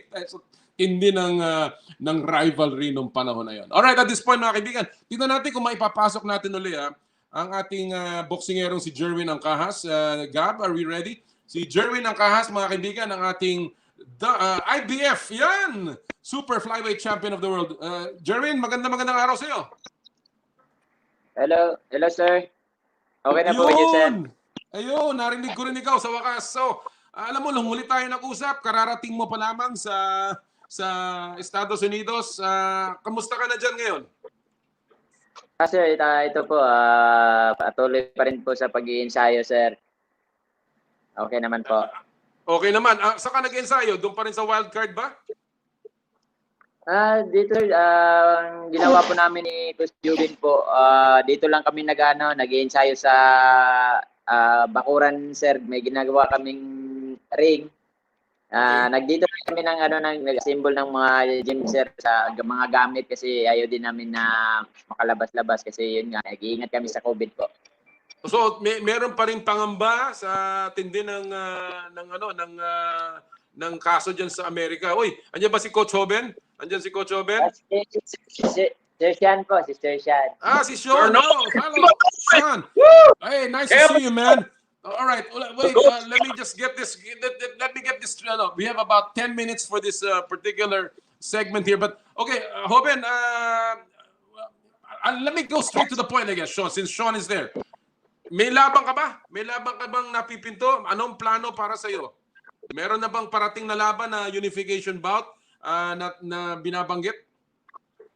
Sa ngayon sir, nag-aantay pa rin po kami ni kung ano mang ano ni Sir Sean po. Si Sir Sean po talaga nakakaalam sa amin sir, sa laban namin sir. Nag-aantay lang kami Okay. kung anong mga plano niya sir. Okay, Sean, maybe I can speak to Sean a little bit. Sean, what is the plan for Jerwin at this point? There have been news that there is a unification bout being planned along the road with Ioka. Is that forthcoming?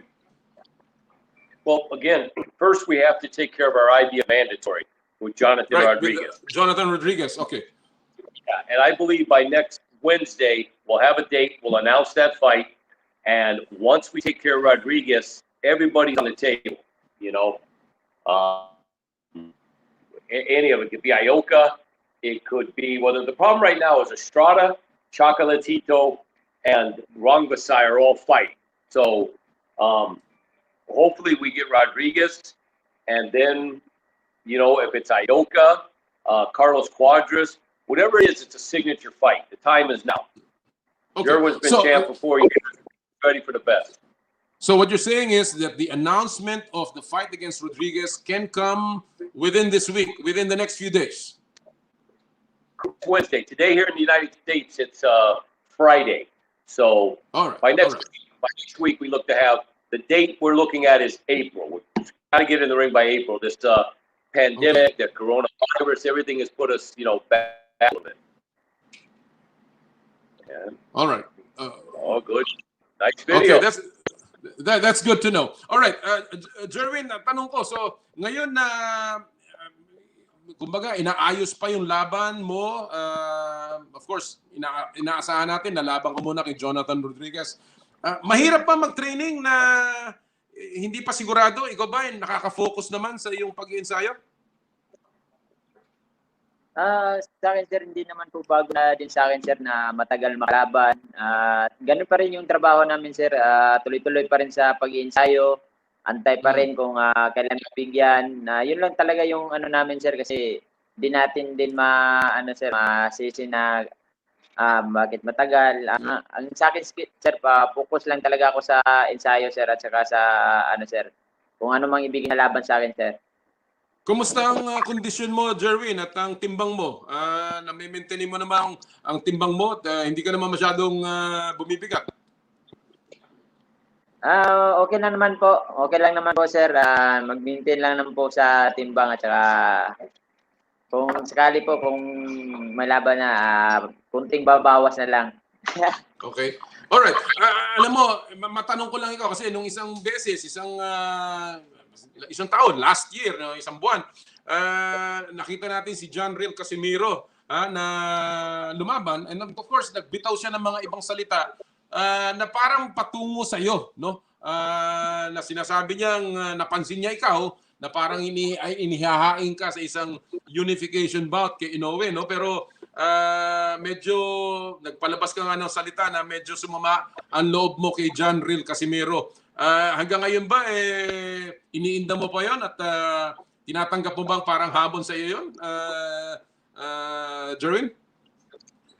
Para sa akin sila, ginawa kong inspirasyon yung mga sinasabi ni tapos sa akin sir, wala naman yun sir. Parang ano lang din naman yun sa akin.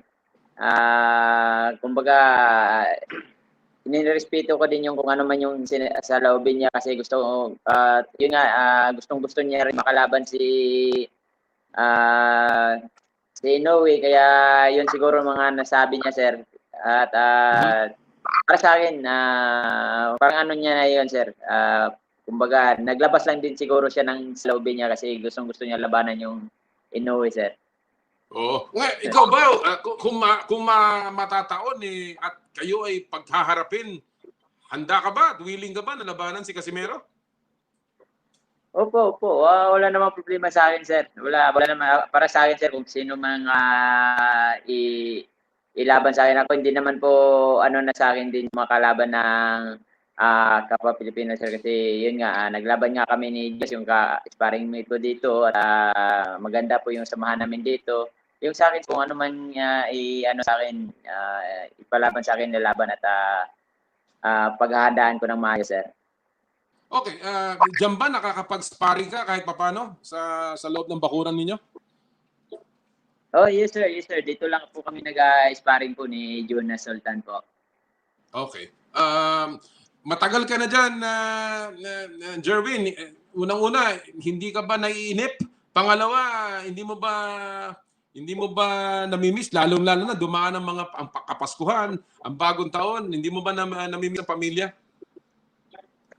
Sir, yung ano na sir, hindi talaga mawala yung maano mo sir, ma-miss mo yung pamilya mo, yung mga anak mo, lalo na yung mga anak mo talaga sir, yung nagpapaano sir. Pero para sa akin sir, ginawa ko paring inspiration na para sa kanila naman to sir, yung ginagawa ko yung sacrifice ko para sa kanila, para sa kinabukasan nila sir, kung makaano man sir.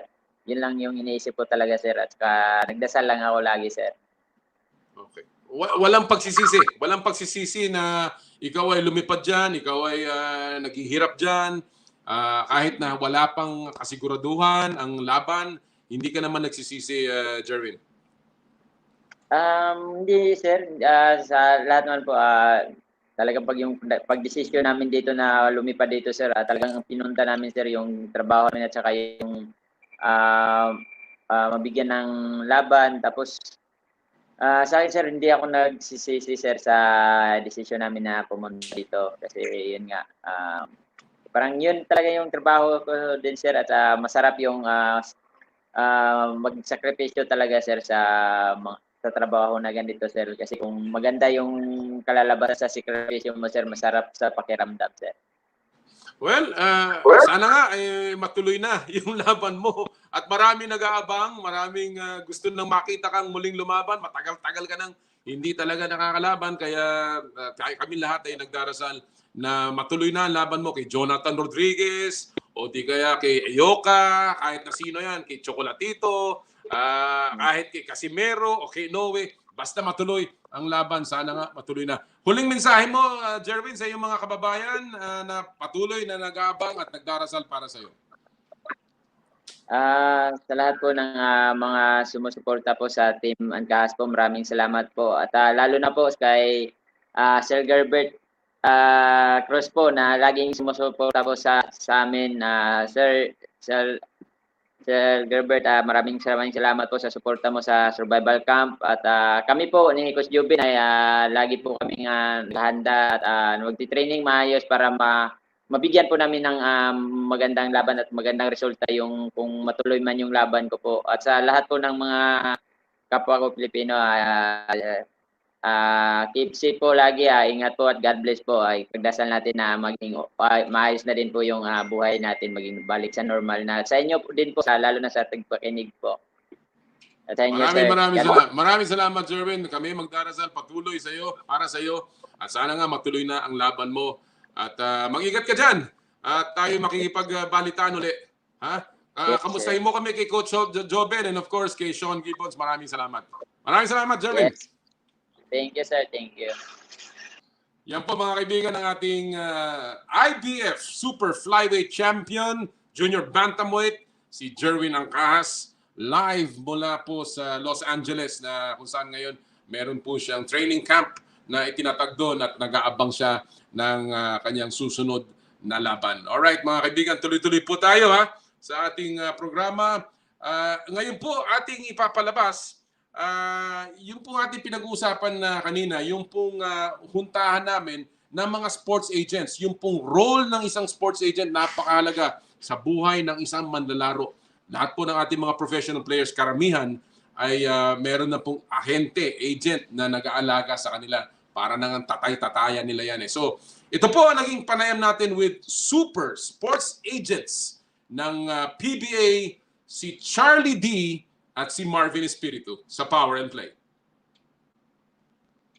Alam niyo po, sa bagong taon mga kaibigan, I am very blessed to have the nicest people in the industry, in the basketball industry. Nicest because hindi lang po sila mababait. They have really helped me in so many ways, but also because they take care of so many people. Two of the top sports agents ng bansa, ng PBA, walang iba kundi si Charlie D at si Marvin Espiritu. Magandang araw sa inyong dalawa, Charlie and Marvin. Yeah, magandang araw, Com. Good day, Com. Good Thank you to for see. having us. Yeah, good to see the two of you. Ang tagal na natin hindi nagkikita-kita. You know, unang-una, kamusta ang buhay ng isang sports agent sa pandemya? Alam naman natin kayo, ang dami yung roles, no? Lalong-lalo na parang tatay-tatayan, kapatid, minsan alalay, di ba?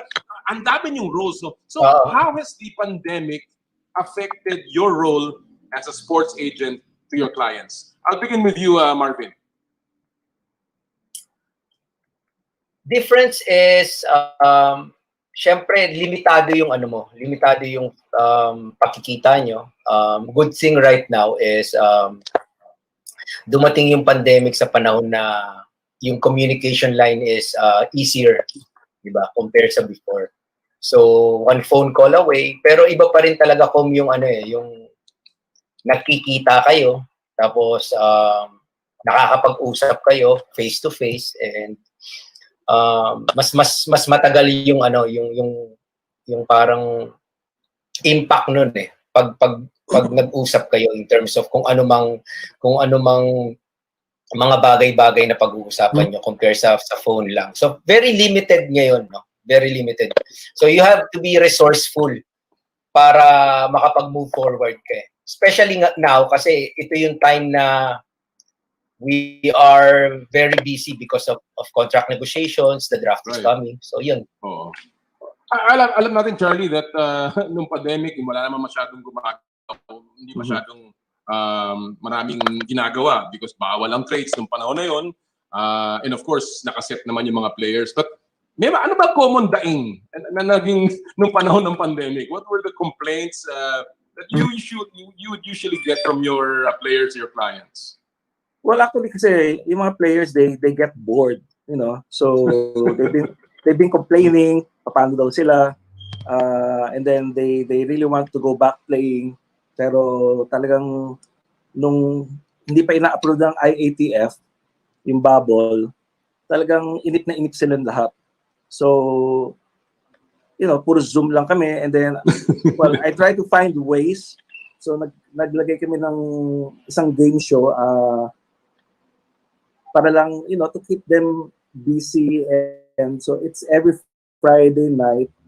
Yun, so parang laro-laro lang para lang, you know, to get them connected. And that's something that I guess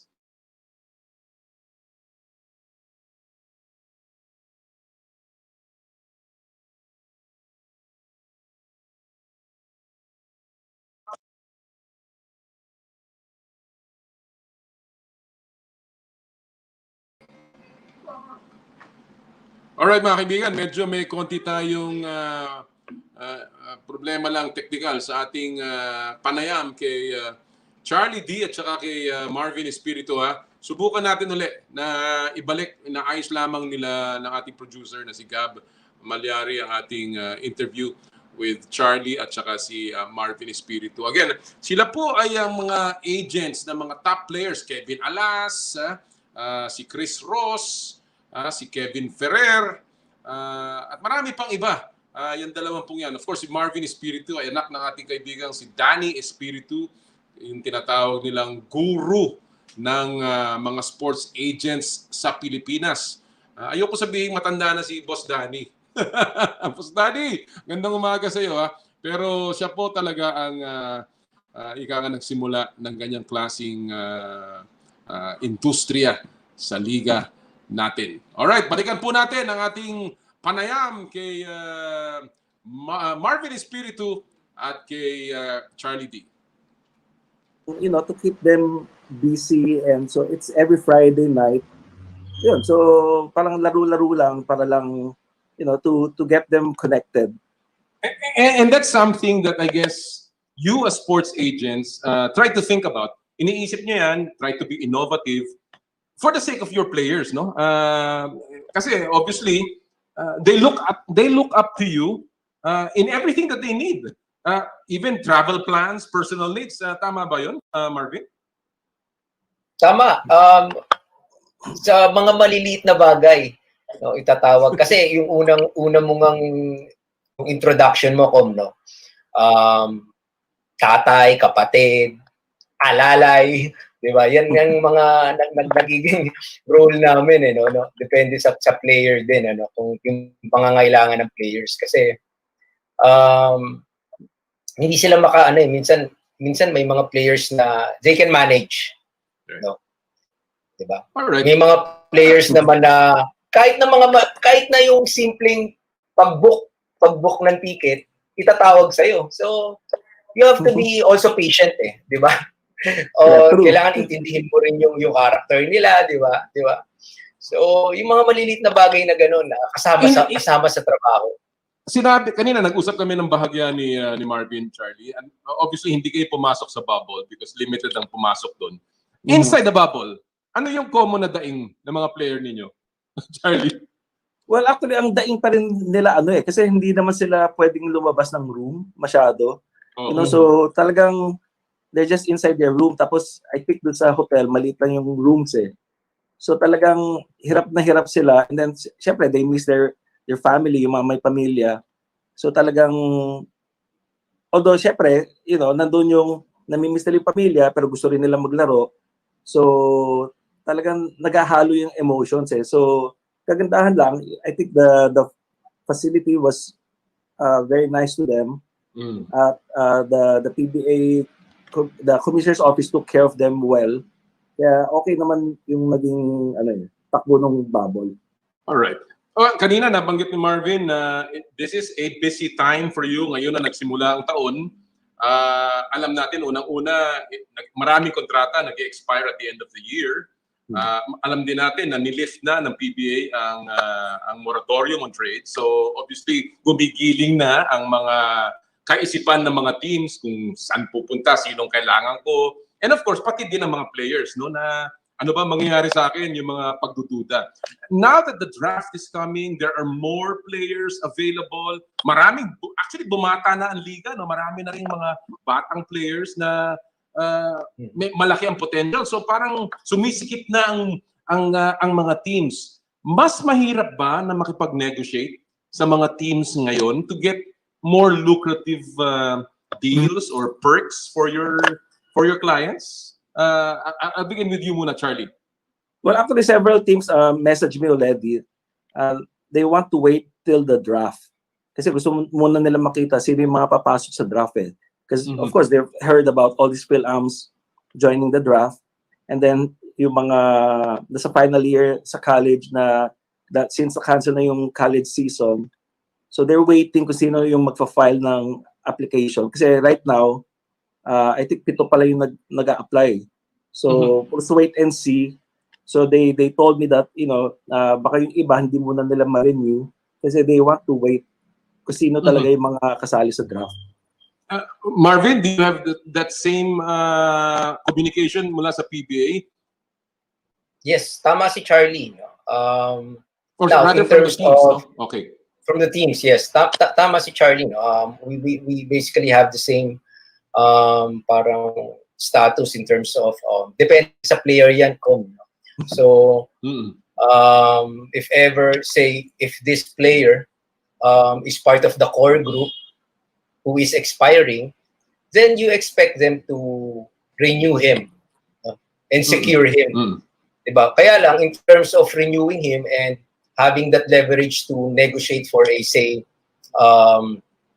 higher salary compared to the previous one, diba? Medyo walang leverage ngayon in terms of the player. So kasi, it is a buyer's market, hindi seller's market. Yes, kasi ang kasi ng teams, either stay, minimal increase, or some might even have to take a pay cut because of the pandemic. Wow. Yes. I think it's just how do you deal with that, Marvin? Yung ganyan sitwasyon. Well, I know you deal with it differently kung sa star at sa mga role players, di ba? Iba-iba yan, di ba? Yes. Kasi kasama rin yan sa role namin on how we need to work together with the team, and we have to manage the player itself because it depende rin sa character ng players. Some of the players are really hard. Mahirap kausap. May mga players na madaling kausap. They understand the situation.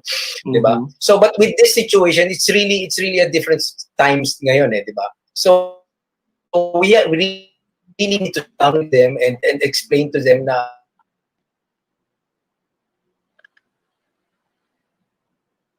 an increase.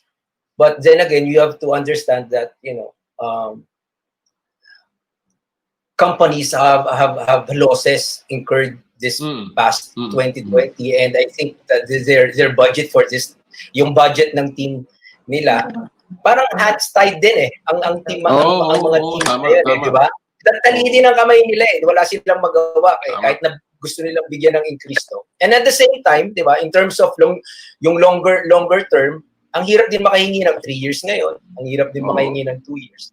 And so, at the same time, tama rin si Charlie na, teams are waiting for the draft. And hindi rin nakatulong dahil ang tagal March pa Right, so players who are in limbo, players who are expiring that na nasa third group, for example, nasa limbo sila 50-50. So yan yung medyo mas kailangan nung attention namin, 'di ba, on how to position them to earn another contract, which is not easy. Medyo mahirap talaga ngayon. Okay. Well, alam natin, nilift na ang trade moratorium. No? Sabi nyo nga, medyo hindi masyadong generous, hindi masyadong galante ang mga teams ngayon dahil sa mga nangyari last year. No? And of course, yung uncertainty ng hinaharap natin. But na-lift na ang trade moratorium. Do you think na rather than renew contracts, teams will be more aggressive pagdating sa trades ngayong off-season? Marvin, ikaw muna. Depende rin sa team. If the team, like say, if the team who played exceedingly well, as expected, if I am the management of that team, I'll try to keep the team intact. Diba? Then siguro, I would not make some moves in terms of I would be the aggressor. Diba? Kung may lumapit sa akin and try to offer this player, then that's maybe that's the time I can consider. But in terms of me trying to break up something na maganda naman, especially my core, I won't move anything, diba? Pero espera na lang siguro in terms of draft. If I can get an early draft pick for this year, then maybe I can consider that. Do you agree, Charlie, na okay, depende sa team, no? But do you see some teams na maaaring maging mas aggressive, or do you think that the draft is going to be more valuable than actual players right now, so they would be willing to trade the pick or something for a player? Well, I think like what Marvin said, puro wait and see yan kasi kung maganda ngayon naging performance sila do sa bubble, baka hindi muna sila gumalaw. Although, since everyone's waiting kung sino yung magpapadraft, baka wala rin tayo marinig na trade, for now. So, pero ewan ko, Marvin, may naririnig ka bang trade talks? Yeah, we always see rumors, di ba? We always see rumors na may mga trades. Siguro ang lagi lang talaga natin inaabangan sa mga trade is kung meron yang big names, no? Big names na maililipat, no? Maililipat. So medyo matagal in terms na of hindi Go ahead. Yung mga big names, no? Yun lang siguro yung inaabangan natin. Pero I think we can at least say it for now na everything that we hear and read is still a rumor, no? Kasi on my part talaga medyo nakatutok sila sa draft. Naantay nila kung sino yung mga magpapadraft. Kasi okay. Charlie, for instance, merong isang player ka na nandiyan sa kondisyon na yan, no? Nasa sitwasyon na yan, in limbo at this point, hindi niya malaman kung isa-sign up ba siya, he decides, he tells you, trade mo na lang ako, ihanap mo ako ng bagong team. What do you tell him? And what kind of factors what kind of things do you factor in sa mga advice ninyo when a player wants to go to another team? Well, kasi may mga sinabihan na ako kasi some teams called me telling me na hindi muna namin marirenew si ganitong player. So I told the player already. Siyempre medyo nagtampo, parang although I told him hindi lang ikaw eh. It's the same for a lot of players. It's really wait and see. And yun, naintindihan naman nila eventually.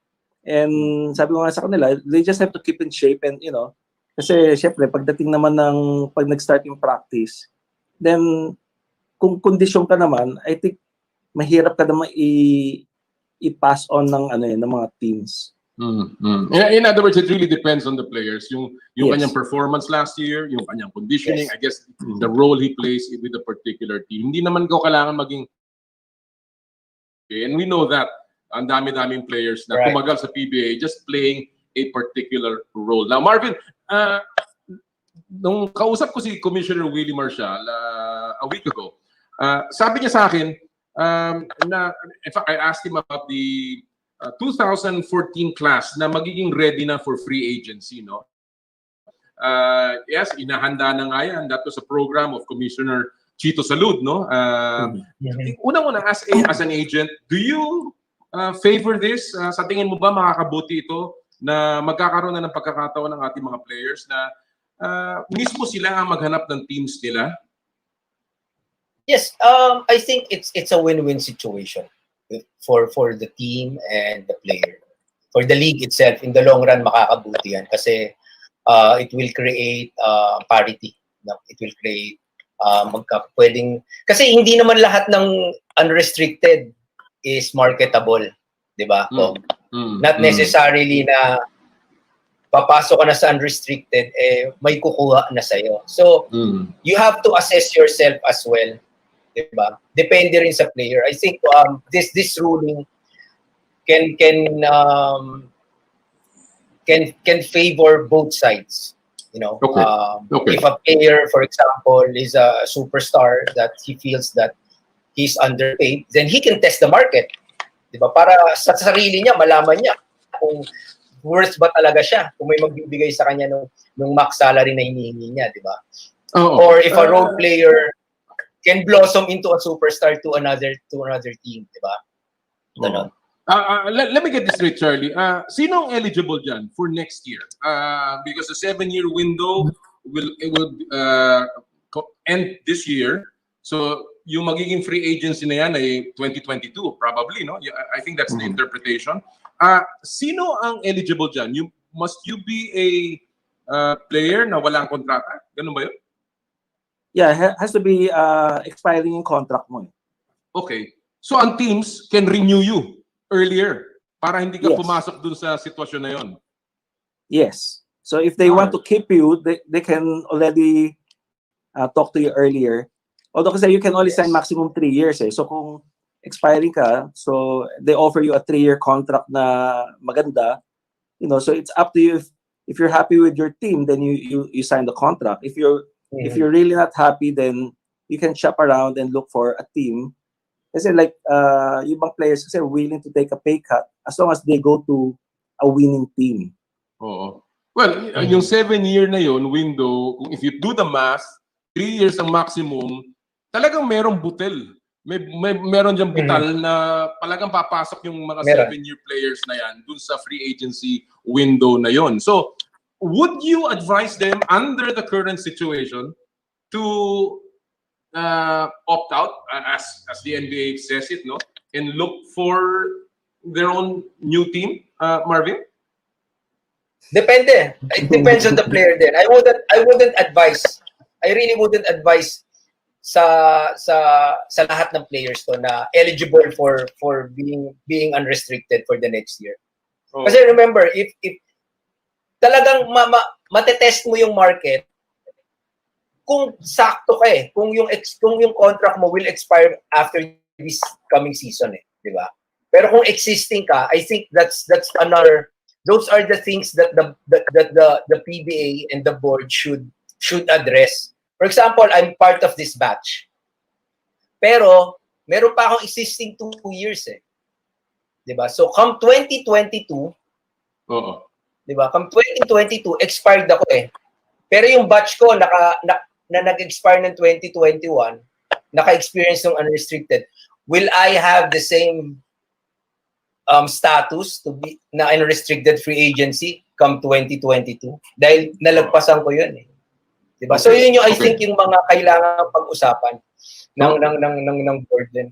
And I guess that's also the role of the sports agent na talagang tinitingnan nyo mabuti, pinaplano nyo yan, and you know. Pinaplano ko, depende sa player talaga ko kasi yung kontrata nila, no? Paano nyo ipapasok sa free agency if you want them to get into another team. Kasi, I guess that's mas exciting ang role nyo ngayon. Mas kailangan timbangin din nila, 'di ba? Hindi lang basta okay, I wanna go to this team who will pay me more, 'di ba? Pero it can be a career decision for him eh. 'Di ba? Okay. Kasi it's all about longevity in the PBA. It's all about longevity. Siyempre, trabaho yan eh. Charlie, let's go to the draft. The draft will be on March 14. Deadline is on January 27. First of all, nag-relax ang PBA ng requirements. Wala nang D-League requirement because of the pandemic, of course. Do you think this favors the PBA, the players, and the teams? Well, actually, yun lang naman ang nirelax nila eh. Yung, they waive the D-League requirement. Pero for PhilAms, it's the same. They still have to submit the BI recognition and DOJ affirmation. So, like, nagsubmit kami ng application ni Brickman, Rosser, and Gray. And I got a message the other day saying that they're not eligible until they submit those requirements. Nako. So, kailangan mong asikasuhin yun. Ano yun? Pwede ba yun to follow? Pwede bang hindi abutin sa deadline yun, Charlie? Hindi. Well, actually, hindi na siya aabot eh. Kasi with the pandemic, they can't even fly. Hindi makagalaw. So, paano? Paano gagawin ng PBA o ng mga players yan? Papayagan yung pangalan nilang pumasok pero to follow hanggang draft day? Or hindi pwede? Hindi pwede. So, they have to wait for next year. Wow! Malaking balita yan, ha? So, that means these are players na pinag-uusapan na ngayon pero posibleng hindi sila talaga makapasok pa rin ng draft. Yes. Well, kasi yun ang ano eh. Because kala ko nga, kasi if you go to the consular office, kasi ang requirement lang sa consular office, if you're a natural-born Filipino, because one of your parents is Filipino, you just have to report your birth. So you get a PSA birth certificate, and at the same time, you can apply for Philippine passport. Pero, well, ang sabi kasi ni Attorney Melvin, that's not the requirement. Kasi ang rule ng PBA is the recognition and affirmation pa rin. Yeah. I know that. Until the board changes it, yun pa rin ang masusunod. So sabi ko nga, my God. dapat yata siya yung siya yung mag-recommend to the board, being a lawyer. Kasi marami ng changes eh. The rule has been like 22 years. Since 1998, di ba? So sabi ko, dapat yata siya na yung mag-recommend ng changes. Kasi ang daming local players, I think they want better competition also. That's why a lot of the local players naman are trying to play somewhere else. Okay, so Marvin, with these requirements, and obviously sabi nga ni Charlie, may mga players, blue chip draft applicants na maaaring hindi makapasok. These are blue chip. These are blue chip players. Do you think players. that the draft will be as deep as expected without these Phil-Americans? Well, yung tatlong sinabi ni Charlie, those are potential those are first rounders. Brickman, Gray, si Rosser, and I think those are legitimate Filipinos. Diba? Mga legitimate Filipinos sila. Pero, hindi lang sila ang may ganong kaso. Dahil the Bureau of Immigration na requirement is may mga players talaga na for some reason they cannot get that because of eligibility and technicality issues. Yes, pero I think that the PBA needs to the PBA needs to revisit the ruling in terms of documentation. Kasi tulad nga ng sinabi ni Charlie, this ruling has been there for for quite some time already. Diba? Mhm. So nilagay yan, alam natin, for the protection na walang makakapasok na PhilShams. But Right. hindi na kasi, iba na ang panahon ngayon di ba? Hindi ka na basta-basta makakakuha ng passport ng ganun kadali. Di ba? Dahil In other words, alam lahat natin yan, because- lahat yan lahat yan sa consulate, iniisa-isa na yan. So if ever na say makakuha ka ng report of birth, tinanggap nila, then it means na Filipino ka kasi one of your parent is a natural born Filipino. Diba? Kasi ang pinag-uusapan dito is kung may Filipino blood ka, ang nationality mo Pinoy Diba? Hindi ka naman naturalized na citizen di ba? So basically Filipino ka rin, diba? Kung makakakuha ka ng ganung paraan. Saka kasi nagkaroon ng changes noong 2016. Because of the RA 9225, the dual citizenship. Dual citizenship.